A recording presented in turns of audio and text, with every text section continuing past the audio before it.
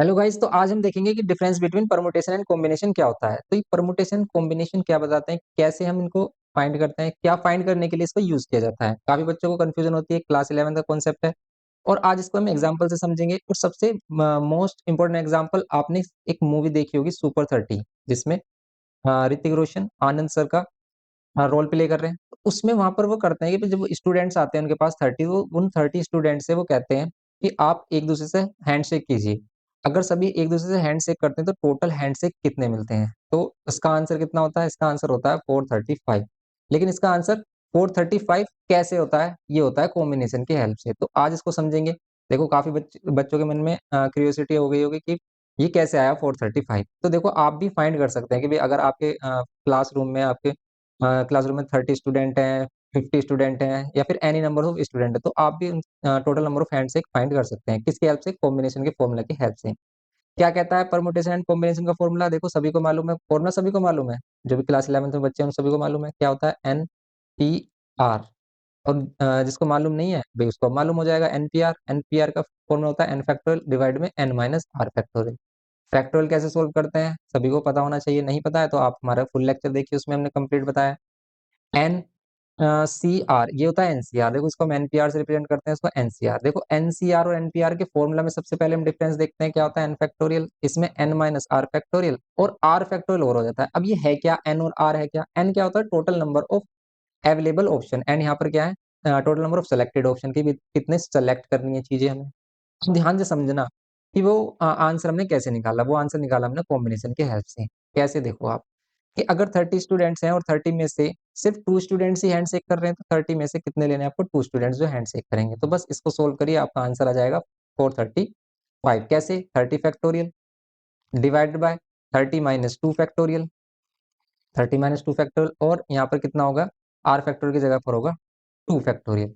Simplify करिए इसको। 30 30 को सिंप्लीफाई करेंगे, 30 29 एंड 28। अब इसे हम 28 तक क्यों लेके आ रहे हैं?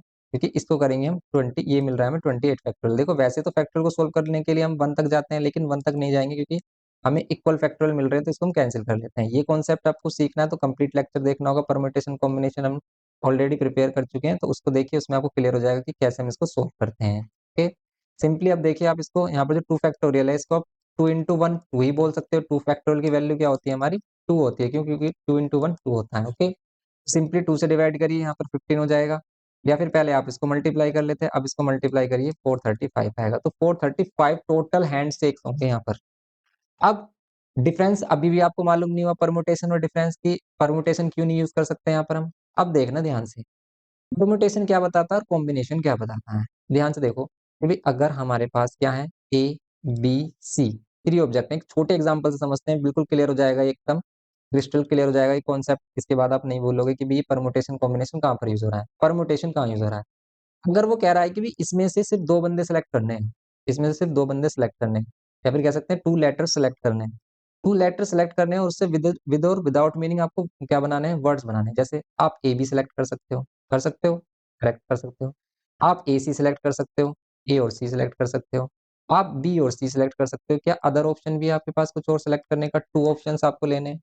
देखो, ए बी हो गया, ए सी हो गया, बी सी हो गया, और ऑप्शन नहीं है, सिर्फ यही 3 ऑप्शन है कि भाई अगर हम 2 2 के कॉम्बिनेशन बनाए तो इसके अदर कोई भी ऑप्शन आपको नहीं मिल रहा होगा। आप देख लो फाइंड आउट करके। लेकिन परमुटेशन क्या कहता है कि ये जो उसने ए बी लिया है ना, इसका भी अरेंजमेंट करना है, इसका भी अरेंजमेंट। तो ये इस ए बी को 2 टाइम्स काउंट करेगा। क्यों? क्योंकि इसको ए बी भी काउंट करेगा, बी ए भी काउंट करेगा। यहाँ पर ए सी को ये ए सी भी काउंट करेगा, सी ए भी काउंट करेगा। बी सी को ये बी सी तो है, ये सी बी भी काउंट करेगा इसको। तो टोटल इसके अकॉर्डिंग इसकी जो परमुटेशन होंगे, मीन्स सेलेक्ट भी करेगा उनको, अरेंज भी करेगा। ये करता है परमुटेशन, सिलेक्शन भी एंड देन अरेंजमेंट भी। तो सिंपल अगर हमसे फॉर्मूला से देखें तो 3 हमारे पास टोटल अवेलेबल ऑप्शन थे और सेलेक्ट करने थे, इसमें से एनी 2। तो हम अगर हम पी यूज कर रहे हैं तब इसका आंसर 6 आएगा। कैसे? देखो आप, 3 फैक्टोरियल अपॉन में 3 माइनस 2 करते हैं, एन माइनस आर। तो 3 माइनस 2 फैक्टोरियल कितना मिलेगा आपको?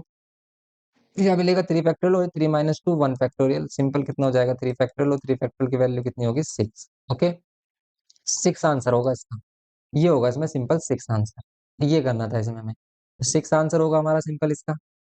एंड नेक्स्ट अगर हम देखें इसमें कॉम्बिनेशन, कॉम्बिनेशन के फॉर्मूले से अगर हम इसे सोल्व करते 3C2 करते, तब इसका आंसर ओनली 3 होता, क्योंकि बस ये इन दोनों को, जिसको ये क्या कर रहा है, सेपरेटली काउंट कर रहा है, इनको ये डिफरेंट मान रहा है, लेकिन कॉम्बिनेशन इन दोनों को एक ही मानेगा। वो ए बी बोलो या बी ए बोलो, सिर्फ वो इसको एक ही लेकर चलेगा। जैसे अगर हम करते हैं इसको 3 फैक्टोरियल और 3 - 2 फैक्टोरियल, और इसमें आर फैक्टोरियल हो रहा था, मीन्स 2 फैक्टोरियल और होता, तो 3 2 1, ऊपर ऊपर वाले को सोल्व किया, ये 1 फैक्टोरियल 1 ही होगा, 2 फैक्टोरियल को 2 × 1, ये कैंसिल हो रहा है, देखो 3 आ रहा है। तो ध्यान से समझो, इसके लिए एक और एग्जांपल्स देखेंगे कि अगर हमारे पास 3 शर्ट है, S1 S2 S3, ठीक है।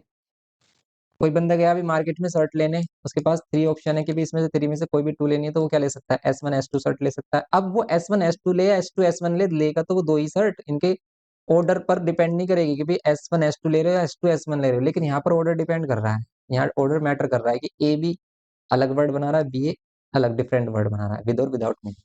लेकिन यहाँ पर ये S1 शर्ट ले या S2 ले या S1 ले, दोनों ही सेम ही शर्ट होंगी, समझ रहे हो आप। तो S1 और S2 ऑर्डर मैटर नहीं करता। S1 S3 ऑर्डर मैटर नहीं करेगा, S2 S3 ऑर्डर मैटर नहीं करेगा, ओनली ये 3 सिलेक्शंस के ऑप्शन होंगे ओनली। तो हैंड शेक वाला क्वेश्चन भी कुछ इसी टाइप से था भाई। आप मान लो कितने बंदे हो, 3 बंदे हो आप, ए बी सी, अब हैंड शेक कर रहे हो। अगर 3 बंदे हैंड शेक करेंगे, टोटल हैंड शेक कितने होंगे, तो आप कॉम्बिनेशन के फॉर्मूले से फाइंड कर सकते हो। 3C2 कर लो, 3C2 करोगे तो कितना आएगा, अभी किया हमने 3C2, कितना आंसर आएगा 3। कैसे, ए बी से हैंड शेक करे या बी ए से, एक ही बात है। ए सी से करे, सी ए से करे, एक ही बात है, या फिर बी सी से, आ रहे हैं ना टोटल 3 हैंड शेक। आप 4 बंदे ले लो भाई, अगर 4 बंदे हैं, A B C and D, इनका हैंड शेक करना है, आप क्या करोगे, 4 में से एनी 2 सेलेक्ट करोगे तो भी कितना ऑप्शन आएगा आपका, 4 फैक्टोरियल, एंड ये 4 - 2 फैक्टोरियल, एंड यहाँ पर ये 2 फैक्टोरियल, तो सिंपल कितना होगा, 4 3 2 एंड 1, यहाँ पर ये 2 फैक्टोरियल एंड ये 2 फैक्टोरियल। 2 फैक्टोरियल को 2 ही बोलेंगे तो 2 से 2 कैंसिल, फिर इस 2 से ये कैंसिल, और 2 3 6, टोटल 6 हैंड शेक होंगे। कैसे होंगे, ए बी से कर सकता है, ए सी से कर सकता है, ए डी से कर सकता है, 3 हैंड शेक हो गए। एंड बी सी से कर सकता है, बी डी से कर सकता है, एंड सी डी से कर सकता है, तो टोटल 6 हैंड शेक होंगे। तो ये इसमें क्या है, सिंपल इसका आंसर होगा। तो ये इसमें डिफरेंस है। मेन डिफरेंस क्या है कि कॉम्बिनेशन क्या करता है, ओनली सिलेक्शन करता है। कॉम्बिनेशन क्या करता है, ओनली सिलेक्शन करता है। जैसे आपने 3 शर्ट में से एनी 2 शर्ट सेलेक्ट की, 4 शर्ट में से एनी 2 शर्ट सेलेक्ट की, लेकिन परमुटेशन क्या करता है, उन शर्ट को सिलेक्ट करने के बाद उनका अरेंजमेंट भी करता है। कि भाई जैसे हमने यहाँ पर क्या किया, 2 लेटर सेलेक्ट किए, सेलेक्ट करने के बाद उसका अरेंजमेंट, ये ए बी और बी ए को डिफरेंट समझेगा, ए सी और सी ए को डिफरेंट डिफरेंट काउंट करेगा, लेकिन कॉम्बिनेशन इनको सिंगल ही काउंट करता है। तो जहाँ पर हमें सिलेक्शन के बाद अरेंजमेंट भी करना पड़े, वहां हम परमुटेशन यूज करते हैं। जहाँ सिर्फ हमें सिलेक्शन करना है टोटल क्वांटिटी में से, तो वहां हम कॉम्बिनेशन यूज करते हैं। आई होप कि आप अच्छे से समझ पाए हो इस कॉन्सेप्ट को। और अगर वीडियो आपको इन्फॉर्मेटिव लगाओ कि कुछ डिफरेंट आपने सीखा है, तो आप चैनल को सब्सक्राइब कर सकते हैं, वीडियो को लाइक कर सकते हैं, और इन्फॉर्मेटिव लेक्चर के लिए चैनल को सब्सक्राइब कर सकते हैं। Thanks for watching.